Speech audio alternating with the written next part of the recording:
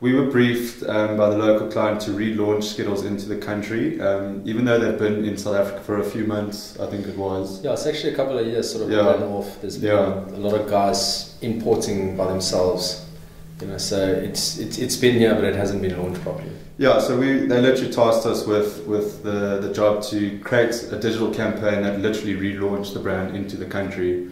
And I think it's quite evident, given the idea that we produced, that we did that quite effectively. Raising a few eyebrows, having that little bit of a weird factor that we've come to love with the brand like Skittles. If you look at all of the work that gets done globally, it really is. And it comes out in the brand identity. It's WTF. It really is like that. When we got this brief, I think everybody's a little bit taken back, but everybody in the agency wanted to work on it. So it was kind of handed out. The brief was given to everyone in the agency. And we got on the phone to Global, we got on the con calls, they took us through everything, they told us what we can and can't do. They showed us a lot of sort of do's and don'ts that you wouldn't actually pick up unless you really understood the brand.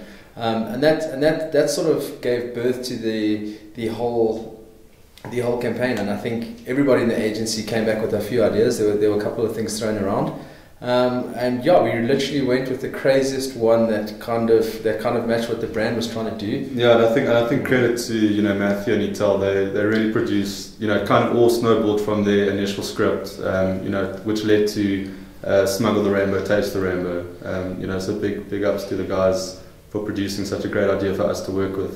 With Skittles, it's always a take on something that we're familiar with. So it's never just random for the sake of being random. So if you look at the campaign, dealing with a customs officer, in customs at an airport, not a foreign concept to South Africans. So that's kind of where we started. But then taking it one step further and literally smuggling in Skittles inside a human body. So it wasn't such a hard sell actually, because Skittles, that's exactly what the brand's all about. It has to have that WTF-factor in it. So it actually was one of the easiest pitches we've actually been involved in, thankfully, because I think it's a great piece of work that we managed to produce.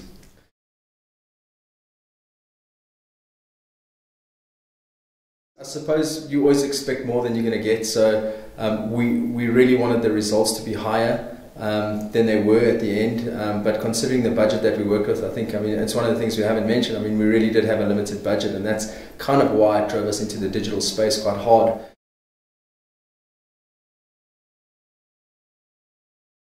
FWA honours creativity and innovation in websites, so it's an online program that we've been trying to win for a few years now, so it's a great achievement for DDB and us personally.